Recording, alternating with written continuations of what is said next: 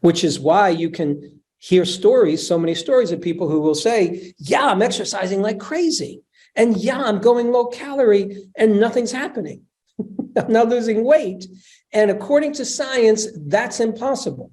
But actually, no, according to old science, outdated science, it's impossible. But if you're keeping up with the times and observing, you realize that it's completely possible and it makes sense because there's other conditions. We're not just a simple input-output calorie burning machine. We're much more complex. We're much more interesting than that.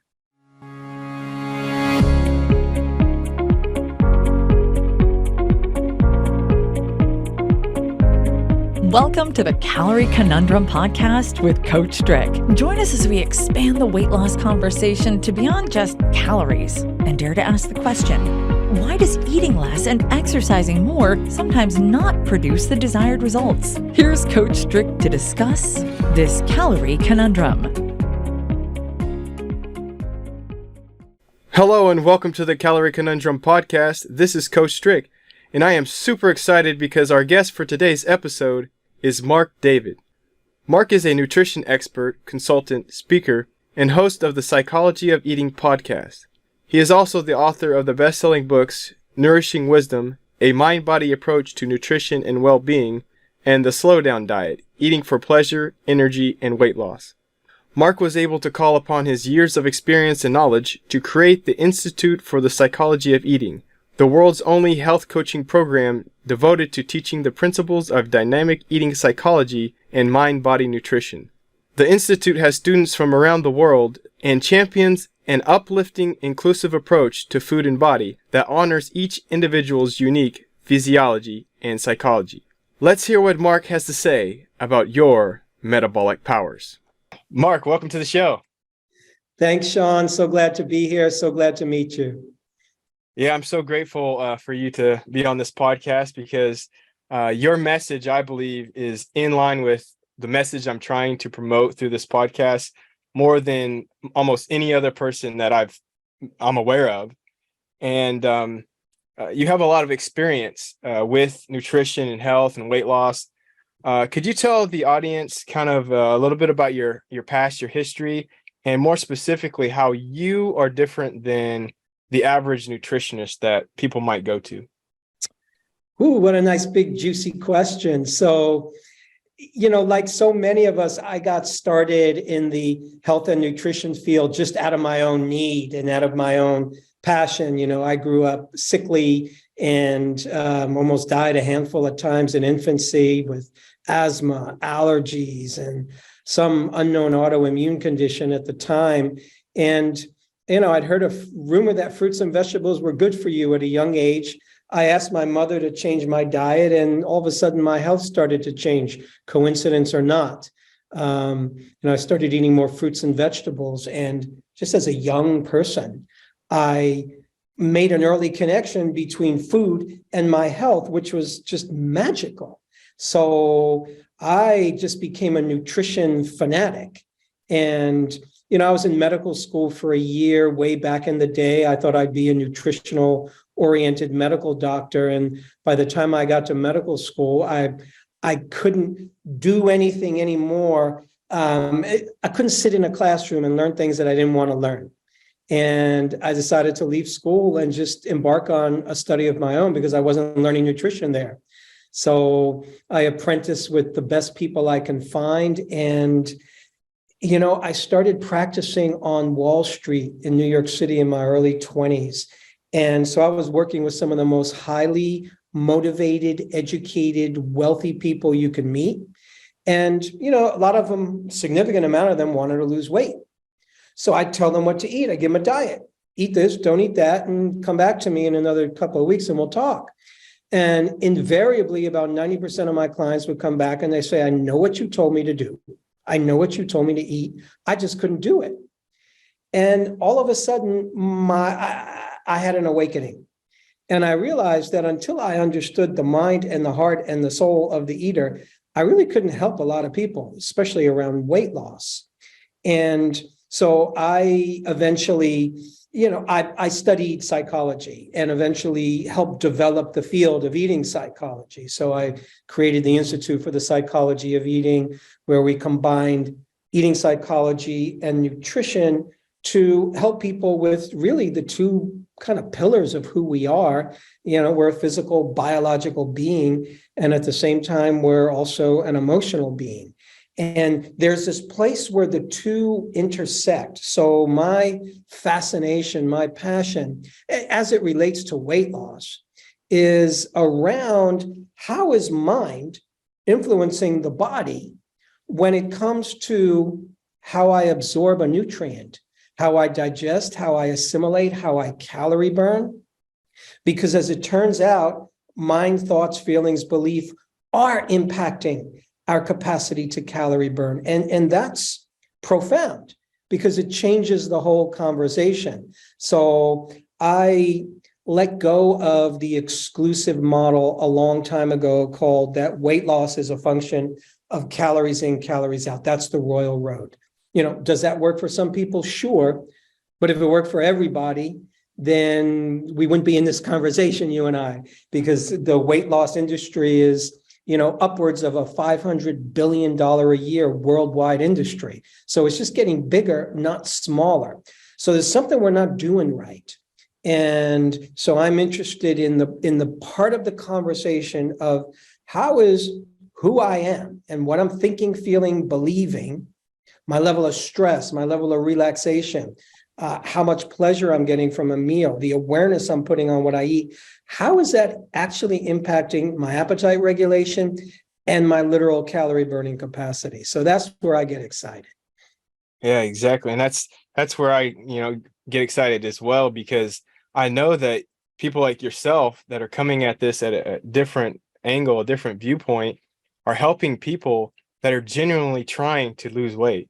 They're genuinely trying to become better, improve their health, and they're trying their best, but they can't do it.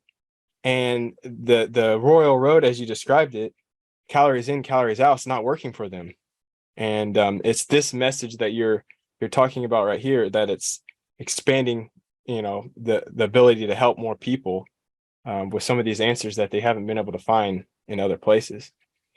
And so, as a personal trainer, I realized it myself, and I just saw that calculation, that formula that we were given, it wasn't working.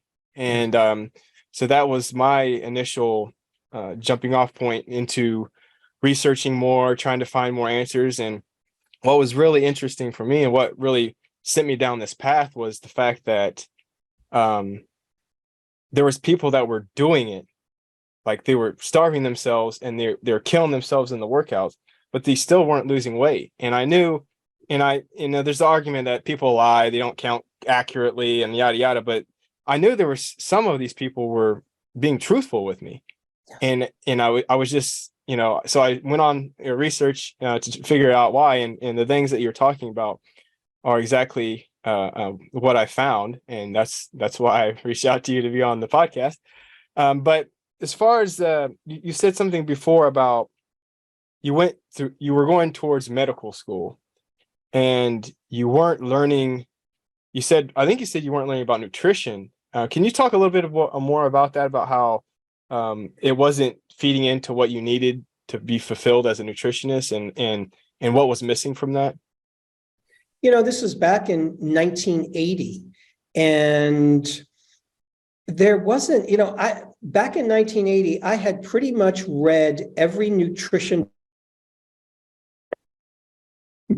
Nowadays you can spend a lifetime just Googling around and read nutrition information, and there's like thousands of books on nutrition. But back in the 70s and 80s, there really wasn't a lot, even in the textbook realm. I had gotten every nutrition textbook that was written after 1940. And, when you're in medical school, I think we had 2 classes in nutrition. And It still hasn't gotten much better at a lot of medical schools. It's just that education isn't designed necessarily to create wellness. It's designed to treat disease. So it's a whole different focus. So what I've noticed is that over the years, the vast majority of innovation in the nutrition field doesn't come from within the medical community. The vast majority of nutrition innovation doesn't happen in the Harvard nutrition program. It happens for the people who came up with macrobiotics, for Dr. Atkins, who first started talking about the Atkins diet. It happened with the hippies who started eating vegetarian. And all of a sudden people start experimenting and we create, new foods that enter the supermarket. There was a time you couldn't get tofu or you couldn't get, gluten-free foods. So the innovation tends to come from the cutting edge. And that's where I want it to hang. That's where the action is. The action is at the growing tip of evolution. That's where innovation happens in any field, any technological field. There's what everybody's doing.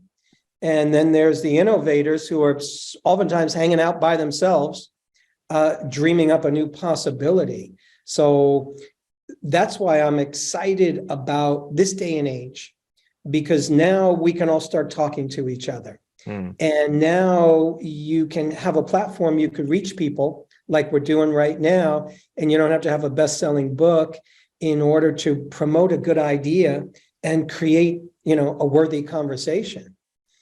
Yeah, exactly. I mean, also, it not only is it becoming easier to share information, but it's becoming easier to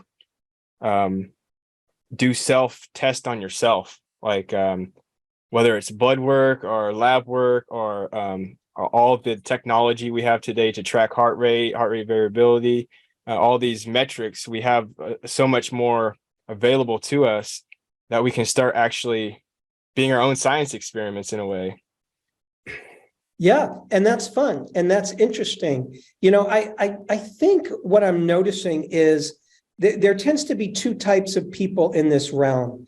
There's the type of person who I will say is a very willing and interested nutritional explorer, like the kinds of people you meet who, oh yeah, I read about this new diet, I really want to try it. Or I heard about this new supplement and I want to take it. And what we do is, as you say, we experiment on ourselves like any good scientist does. You do an experiment and then you gather data and you listen for feedback and you see, did this experiment work for me? And if it doesn't, then that's okay, because I came in with an open mind. And if it does work, then wow, I've discovered something. And then there's the other group of people who, will come to a practitioner or a coach and just say, tell me what to eat. Mm-hmm. I don't want to figure it out. Just tell me what to do and I'll do it. And, I respect that approach. And oftentimes it's a limited approach because depending on who you talk to, tell me what to eat, you might get an eating prescription that really isn't very interesting or that doesn't work for that person's body. So ultimately, at the end of the day, you can be with the best nutritionist, but I think we are our own best nutritionist. Who knows your body better than you? Exactly. And that leads me into your book, The Slow Down Diet. It's a different kind of diet book. It's an 8-week program, and you talk about these metabolic powers in that book. And one of the powers that I felt was really important, they're all important, but the one that you're hitting on right here is that the metabolic power of story. And you mentioned it in the book, how you described how sometimes in science, our anecdotal stories aren't scientific. Like they get thrown out because it's the N of one or it's a small group of people. Can you talk about that and how you said how important this story is, but yet science is kind of throwing this whole story out and just looking at the numbers? Yes. In the scientific world, the gold standard of a study is that it's large, it's randomized, it's placebo-controlled, and it's double blind. And the reality is such conditions don't exist in nature. And the way you even get to the point where you're doing that kind of study is there's always an initial observation. So why would you test a new drug? Because at some point in the process, somebody came up with that molecule. And if a drug company is testing a new drug, they literally start out with a molecule. And oftentimes that molecule is taken from nature. And most people don't know this. They're going to look at herbs and they're going to look at what the traditional use of that herb is. And they're going to then they're going to gather stories and they're going to say, okay, we're going to play with this molecule. And they'll create variations on that molecule. And then they might start to test some of those, meaning give them to people. I'm going to give this substance to you, give this drug analog to you and see if it lowers your blood pressure, for example. And if it does, then, oh, wow, all of a sudden now we're going to put it into a larger study. But every scientific study originally started out with some person's idea in their mind. We should study this. Why? Because I made an observation that I take this, I'm in pain, and all of a sudden I have less pain. So it always starts out with story. And we want to kind of take out all of the story. So the whole point is you and I are a story.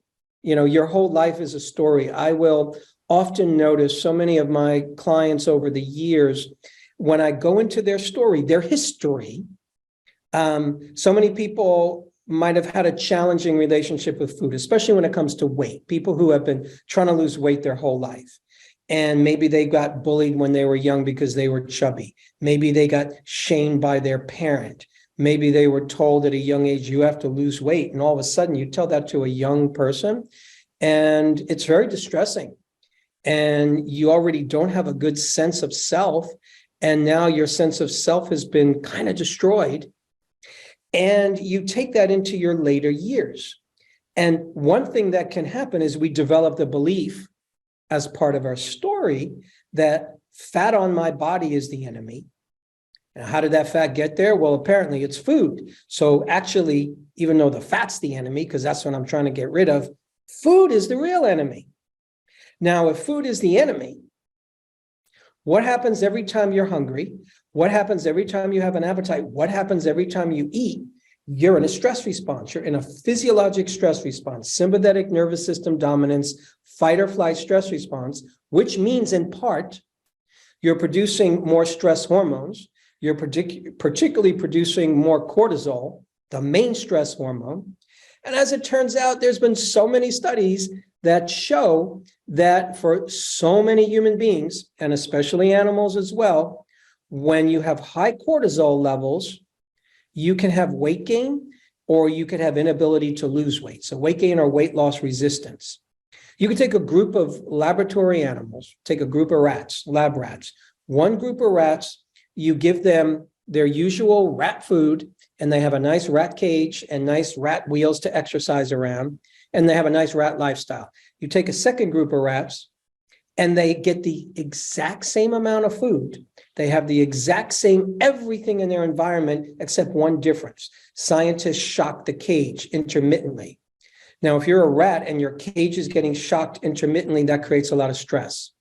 So those laboratory rats, their cortisol increases. And even though they're eating the same amount of food, their weight shoots up. And so that weight gain is a hormonal weight gain that's driven by stress. So if I'm a human being and I'm stressed because I think food is the enemy, or I'm stressed because life can be challenging sometimes.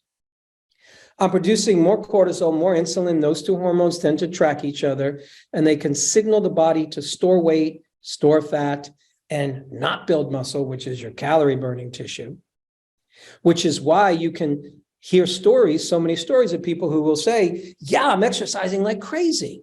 And yeah, I'm going low calorie and nothing's happening. I'm not losing weight. And according to science, that's impossible. But actually, no, according to old science, outdated science, it's impossible. But if you're keeping up with the times and observing, you realize that it's completely possible, and it makes sense because there's other conditions. We're not just a simple input, output, calorie burning machine. We're much more complex. We're much more interesting than that. Exactly. And that's the whole premise of the podcast, the calorie conundrum, right? So we have this equation, and then it's supposed to add up to a certain amount, and it doesn't for so many people. And then that's the conundrum. Like, why is that happening? And you're explaining at least one part of that. One question I asked another guest before, it was about like experts in our fields, the fitness, the health, the doctors. We have a lot of this things you write about in your book. A lot of them are kind of non-scientific, they would say, even though there's more and more science coming together that proves it.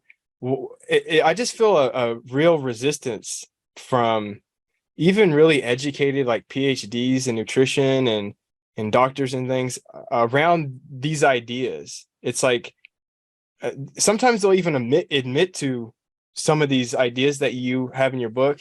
They'll admit to it, but then they say, oh, well, at the end of the day, it all comes down to calories in, calories out.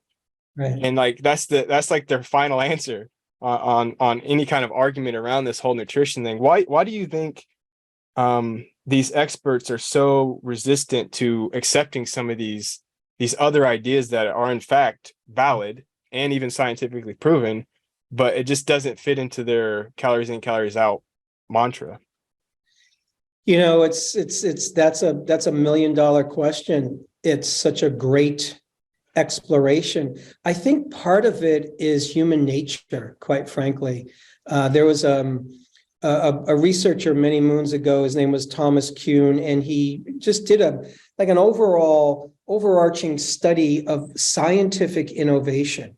And he's often quoted by famous scientists. And what he discovered was that when there is a new and valid scientific discovery that really changes the paradigm of a particular scientific field, he said it takes about 50 years, 50 years for that new scientific belief to take hold, for it to become popular wisdom and popular knowledge. It was, I'm forgetting, it was probably over 100 years from the time that the observation was first made that sailors at sea who were getting scurvy, back in the 16 and 1700s, sailors would get scurvy.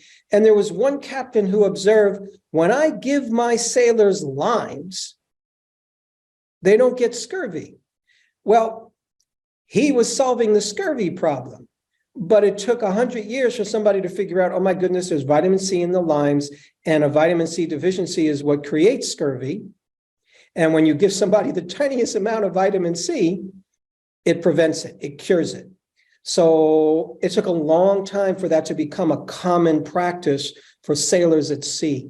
Humans, we get into our beliefs and we like them, and we tend to worship them if they feel right and they feel good. And I think it takes a very flexible mind. It takes an open mind to be willing to say, oh, you know something, Sean, yesterday I believed this, but you know something, I got new input, new information, new data, and now I'm changing that. I'm going to leave that behind. We don't always like to do that. So I think that's a lot of what goes on, just simple human nature. Yeah. We want to pitch our tent in our beliefs and die on that, die on that little battleground. Yeah, exactly. We just want to be right in what we initially decide. And the calories in, calories out thing is such an easy thing to convince people that it makes sense, because when you just think about it on the surface level, yeah, it makes sense. I mean, it's calories in, calories out is this equation. But then once you like dive a little deeper, then you realize there's more to it than just that. And then that's when it complicates things. And people, I feel like people don't want to investigate these things because it's just more effort and more work that they would have to do, and it's work that's going to demolish their old thought patterns, and so they don't even want to go down that path, kind of, in a way. Yes, we tend to shun the beauty of complexity. We want simple answers. Oh, you have this problem. Here's this one drug. One problem, one drug. Oh, you want to lose weight. You have one problem. Too many calories, not enough exercise. Exactly. So that sounds so simple and so easy.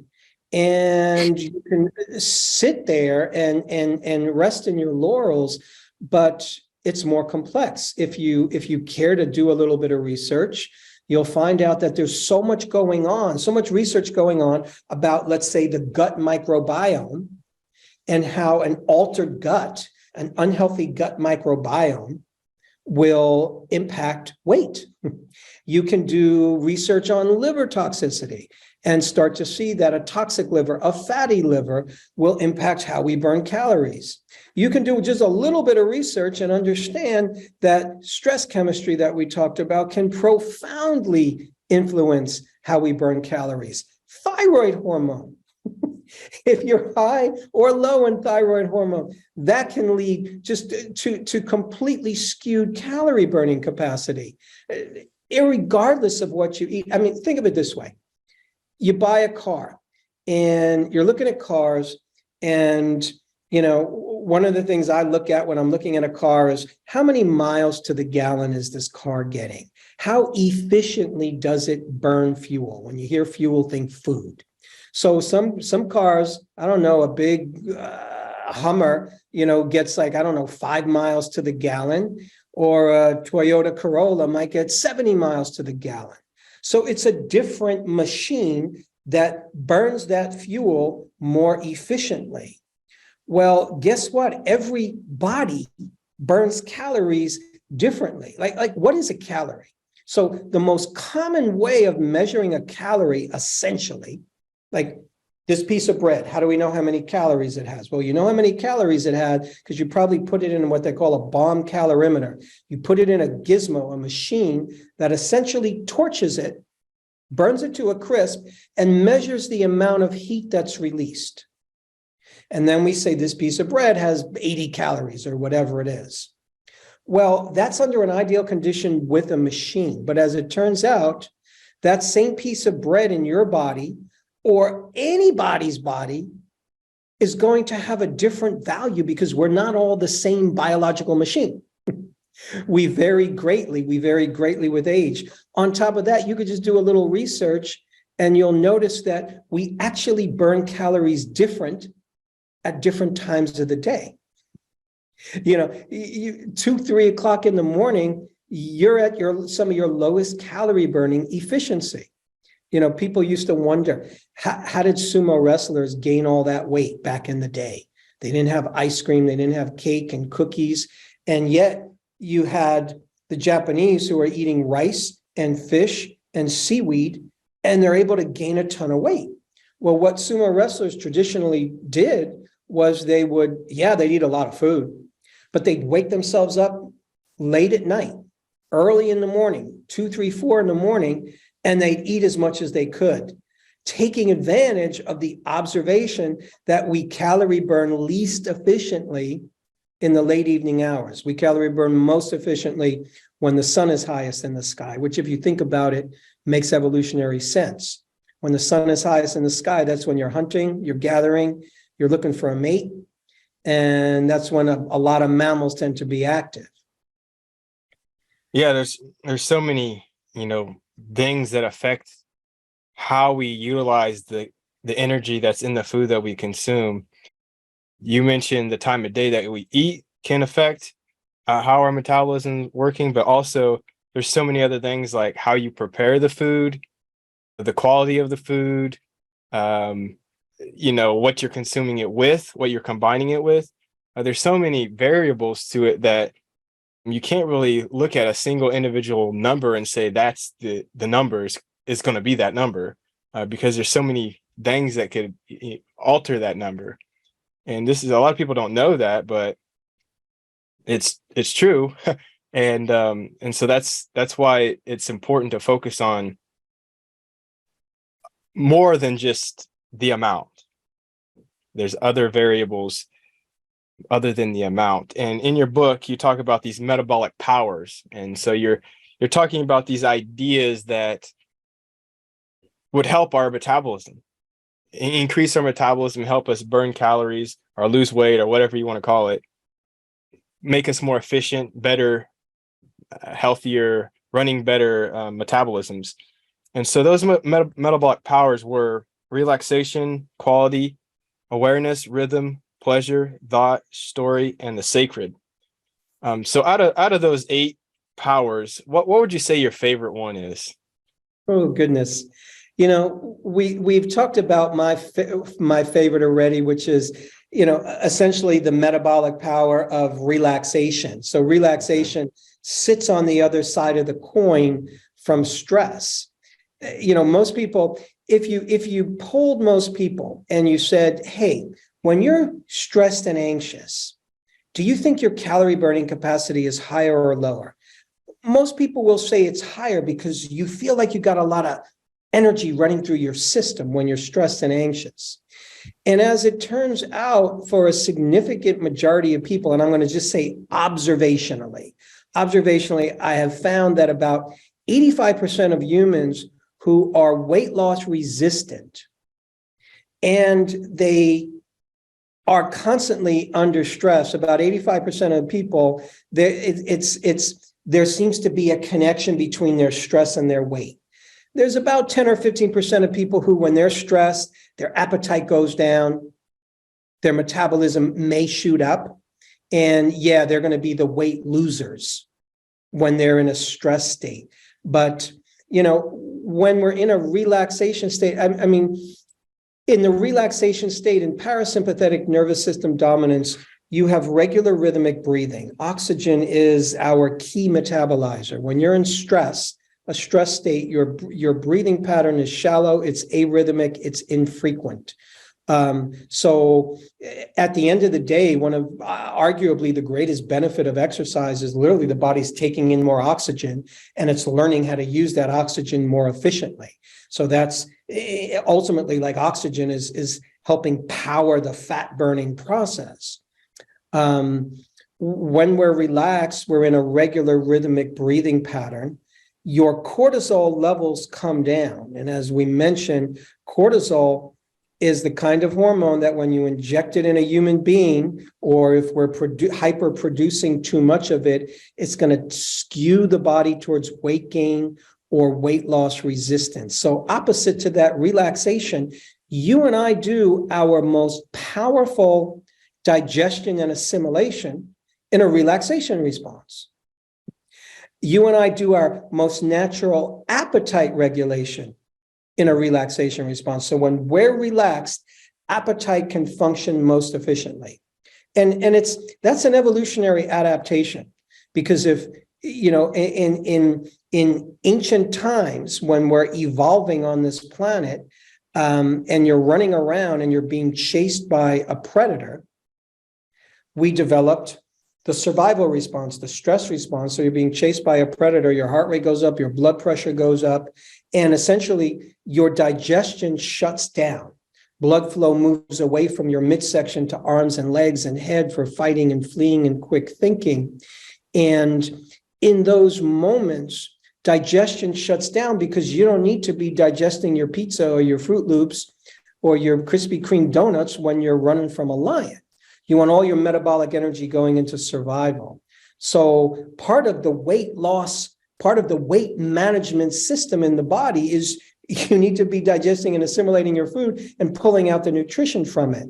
But if I'm in constant low-level or mid-level stress, to some degree, I'm in nutrient excretion, meaning I'm not digesting and assimilating properly, which means I'm excreting nutrition.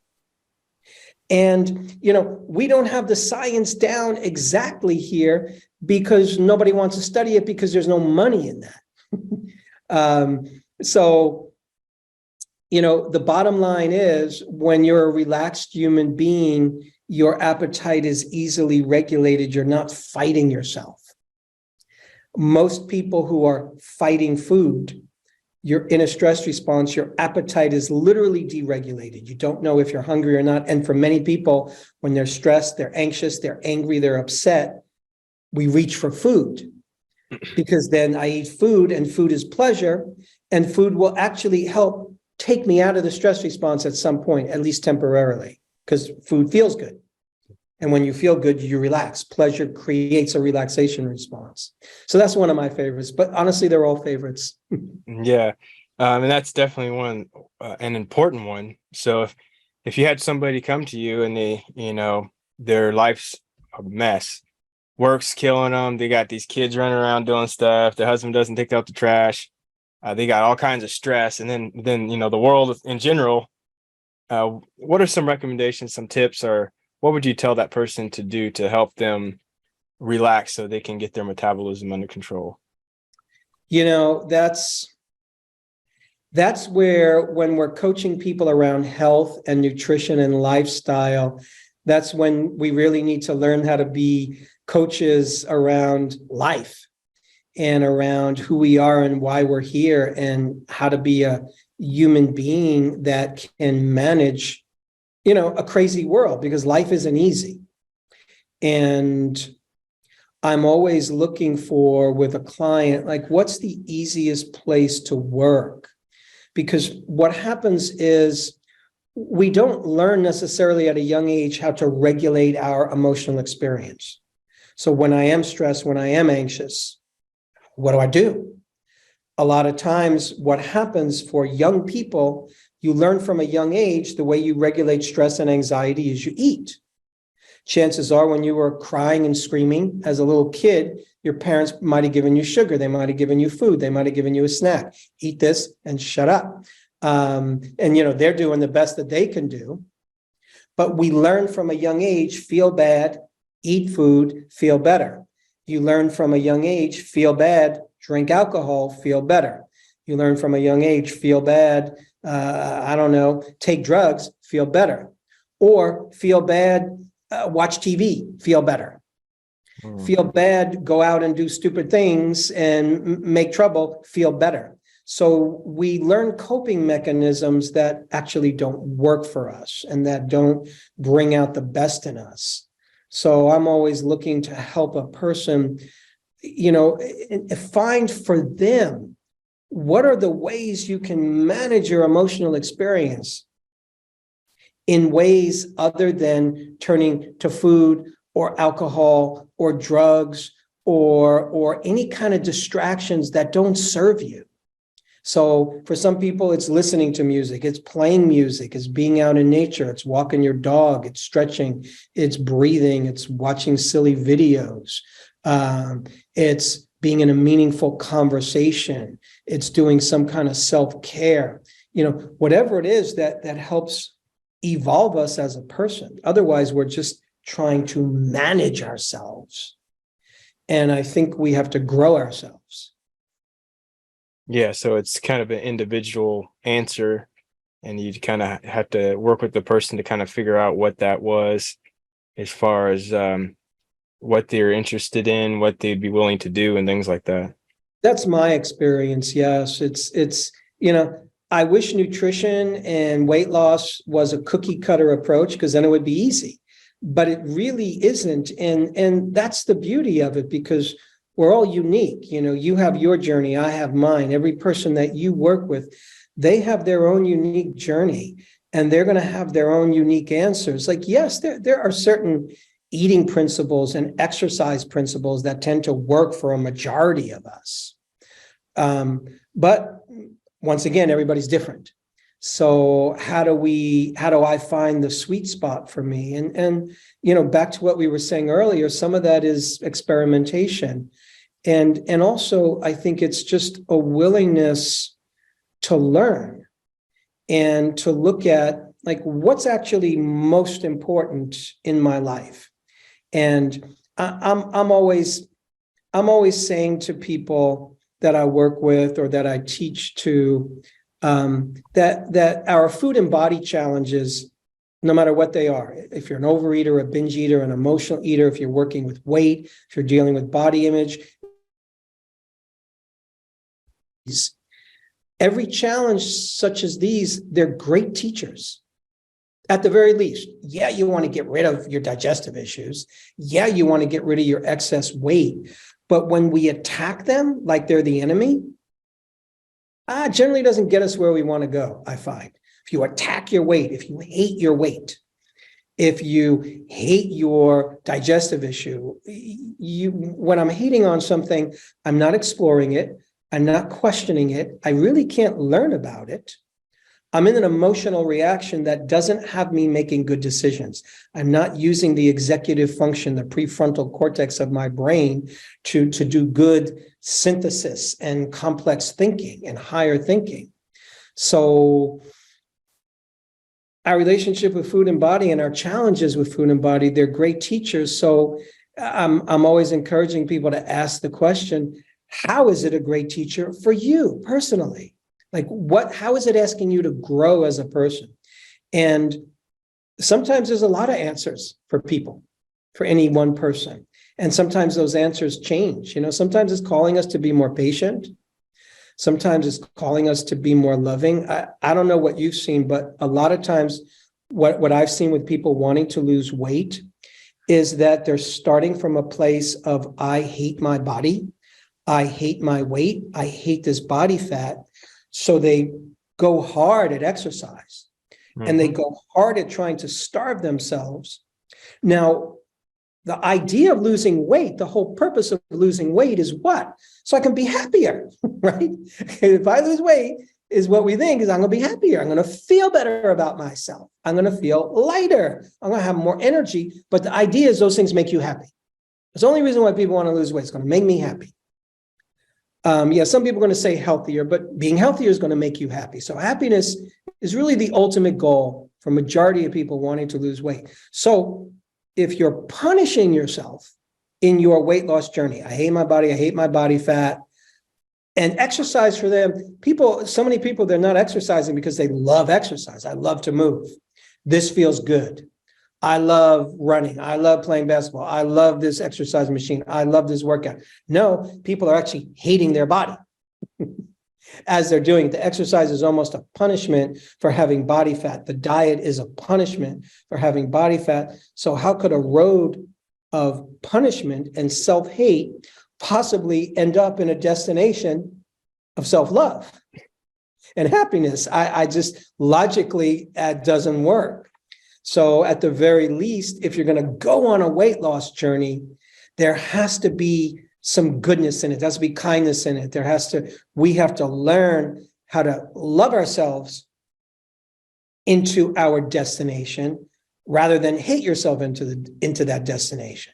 Just like anything you want to learn in life and anything you want to change in life, like make it a good journey as best you can. Yeah, there's definitely got to be some grace given to yourself. Because a lot of people are in this problem not because of anything they consciously did to themselves. It's by happenstance, just living in today's world with all these toxic things in the environment, including the food. And it's so easy you don't even have to leave your house nowadays. You can just order food right to your house, whatever you want. And it's so easy to,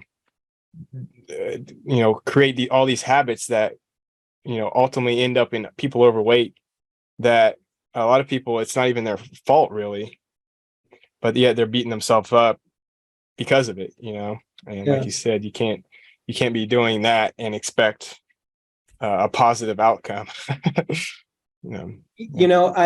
I read a study, and this was 40 years ago.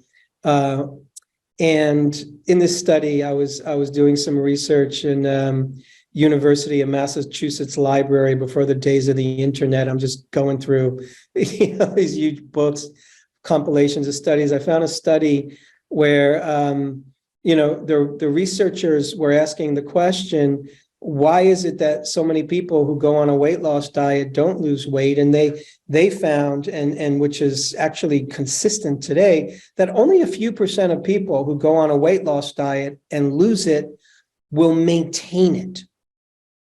So they look to study the 1 to 2% of people who lost weight and maintained that weight loss What's different about them? And what they concluded after interviewing all these people, the one percenters, what they concluded was that the one percenters all had some kind of life change that was significant. And it varied. Some people got married. Some people got divorced. Those are powerful life changes. Some people, there was a death in the family. Some people described a spiritual awakening. Some people described, a personal change in how they viewed the world. But the whole point is there was a powerful shift in their life that was concomitant with weight loss and keeping it off, all happened at the same time. And I just find that very fascinating because there's so many people who, for so many different reasons, they've been dieting, and I see this constantly, Sean. People, I'll work with somebody in their 40s, 50s, 60s, 70s, 80s, and people are dieting for 85% of their life. They've been dieting since they've been 15 years old. So if I work with a 60-year-old person, they've been dieting for 45 years. What you're telling me then is you've been doing something for 45 years that does not work. So I think to myself, and I'll say to my client, we need to do something radically different. Because what you do doesn't work. And, for some people, they do need a life change. They do need a shift in their relationship with food. Seeing it differently, because I think so many people, Sean, what happens is the diet mentality trains us how to not eat. I mean, think about that. The dieting mentality is training you how to control your appetite, how to have more willpower, and how to eat low calorie or how to eat low fat or low protein or whatever the diet is. But it's essentially kind of training you how to not eat. And really, the education I would like to give people from a young age is here's how to eat. Here's how you eat. Here's foods that are going to give you the best chance of having health. Here's how healthy food is grown. Here's how healthy food is prepared. And here's how healthy food can taste good. And here's the foods you don't want to have so much of, but have them once in a while as a treat. And here's a healthy attitude towards food. That's what I want to give people, because when I can help people have a healthier relationship with food, that's when their eating challenges or their weight challenges, that's when things start to shift. Finally, for the first time, for many people in their entire life. Yeah, it's kind of funny how we've created an industry that creates food that's as addicting as possible. And then they tell us to not eat it if we want to lose weight. Right? It's like we're fighting the losing battle at that point. Yes. And it's a very confusing message. I'm so glad you brought that up, because then what happens is then you're told, if you're battling weight, you're told what? It's your fault. It's your fault that you're gaining this weight. It's your fault that you can't control your appetite. You need more willpower. What's wrong with you? You're a willpower weakling. And then we have all this guilt and we have all this shame, and we think I have a problem. Meanwhile, food scientists who are really smart, I've met them. These are some smart characters. They have learned over the decades how to engineer foods that hook you, that essentially addict you to them, so that you want to eat those potato chips, you want to eat those cookies, you want to eat it, and you don't want to stop, and you want to keep buying it. But then it's your fault. So that's a conflicting message. And, that's why I think it's important for people to realize, like, wait a second, this is not your fault. You're learning how to be a human being who eats on planet Earth, which doesn't support you in being the healthiest eater. I wish it did. But it hasn't really given you the best messages, and you weren't raised in that way. Yeah. And hopefully people have enough awareness to investigate that and search out the truth and find people like yourself that are have a different message, and a message that I believe can help a lot of people. So this has been great, Marc. Thanks for coming on. I want to say before we leave, though, is there any story, or, your book is fantastic. You're a very good writer. very poetic. But do you have any stories that kind of emphasize what we're trying to get across here, as far as maybe somebody that was counting every single calorie, and then they start implement one of your metabolic powers, and then they finally see results? Just to kind of hit it home with people, like kind of what we're talking about. I'm thinking of a woman I've worked with and who came to see me. She wanted to lose weight, and she self-diagnosed. Her problem was, I'm addicted to chocolate, and I can't stop eating chocolate. And she ate a bunch of chocolate during the day, not as much as I was imagining she was going to say, but she was eating a lot of chocolate. And so, but here's her diagnosis. I eat too much chocolate. I'm hooked on chocolate. I'm hooked on sugar. And that's my problem. And I've tried to get off sugar, and I'll push sugar away. I can do it for like 3, 4, 5 days. Sometimes I could do it for a week, but then boom, it comes right back. And so she's focused on controlling her willpower around sugar. How can I have more willpower? How can I do this? And what I want to do when I'm with a client is I want to get to know them. I want to find out about their life. And as I learned about this woman, she's in her very early 50s, and she's living the kind of life where she feels very isolated. Her family lives very far away. She, 12 years ago, moved to a place where she didn't have any friends. She works at a job that she really doesn't like. And even though there's other people in her workspace, she's kind of like a solo person in her work environment. So she doesn't have a lot of contact. Well, what do you like to do for fun? She really doesn't have anything she does for fun. She comes home, she sits in front of the TV, and she eats chocolate. Are you in a relationship? No. Well, why not? Do you want to be? Yes. Well, I can't be because I need to lose 20 pounds. Who would want to be in a relationship with me because I'm too fat? I need to lose 20 pounds, but I can't lose 20 pounds because I eat too much chocolate. So I can't have love in my life until I lose this weight. And so the work I did with her was looking at her life. She's isolated. She has no aspirations. She doesn't have connection in her life. And when I asked her, hey, how long do you want to live? How many years? And she said, I don't know, maybe till 90. I said, great. So that's about 40 more years. Who do you want to be in those 40 years? What's going to make life worth living? Do you want to keep living the same life? Is that going to be fun? No. Well, who do you want to be? And I don't think anybody's ever asked her that question. So as it turns out, I said to her, I can't help you to not eat chocolate because chocolate's the best thing you have going in your life. It's your only pleasure. I said, you are hooked on chocolate because chocolate is pleasurable. It's a great experience. You eat it, and for the first time in your day, you feel good. So I am not going to take away chocolate from you. You can't. It's impossible. You've tried it. There's no trick I have in the book to take it away from you. However, you need to make your life as interesting as chocolate.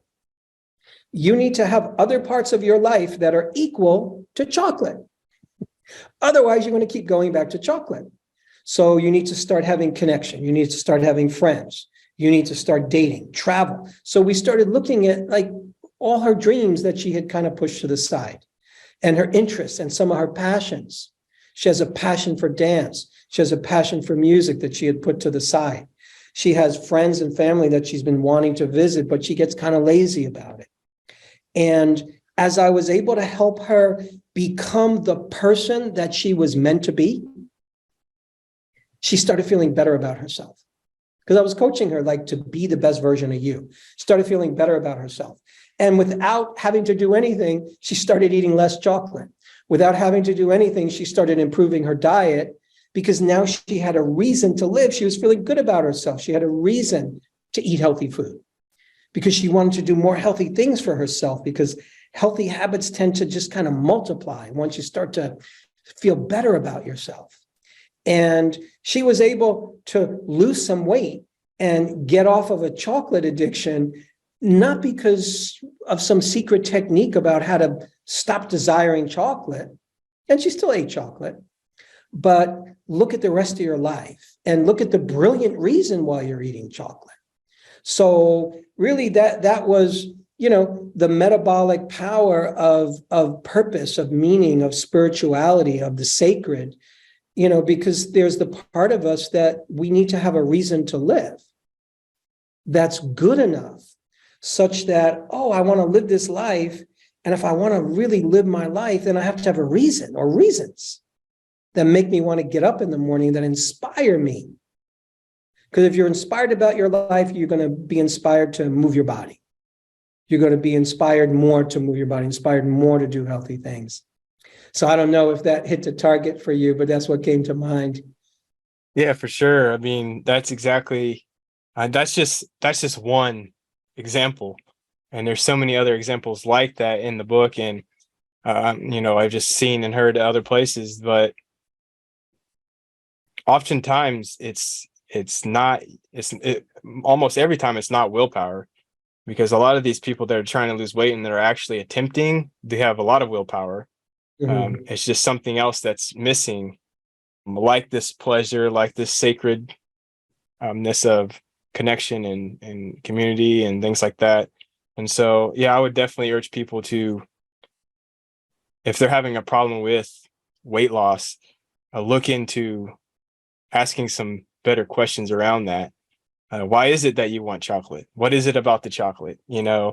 What's missing in my life? Things like that can really illuminate a lot of information or answers to your problems. And the funny thing about that is a lot of people know the answer. If they're asked the right question, they know why they're binging on chocolate or they can't lose weight. And it's usually not just because there's too many calories in the chocolate. It's because of something bigger. But sometimes that bigger thing can be a scary thing to face. And so it's easier to blame the chocolate or blame your willpower than actually take a look at some of these things that need looking at. So well stated. Absolutely. Yeah. All right, Mark. So if the people want to find out more about you, where would the listeners go? Go to psychologyofeating.com. That's our website. You can learn about the programs we offer. We have a training for aspiring health coaches, mind body eating coach certification training.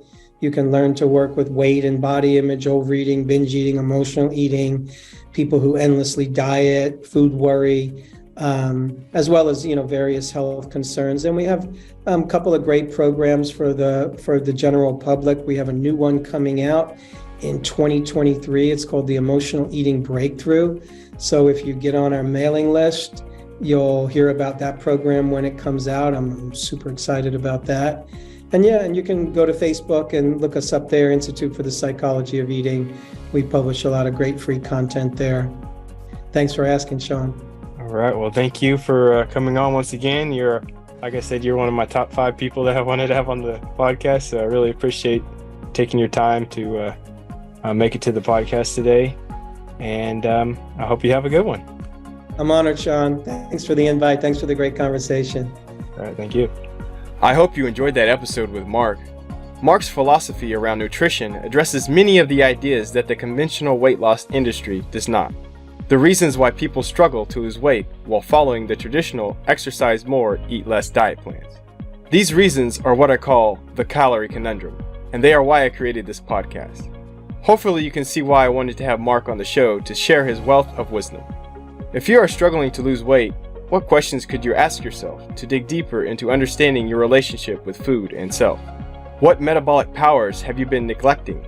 Have you been using diet and exercise as a distraction from the real issues that are affecting your weight and life? These are just a few things to think about. Hopefully, this episode has given you some ideas to ponder. And with that said, this is Coach Strick saying thanks for listening, and remember, when calories in, calories out doesn't work, that, my friend, is a calorie conundrum.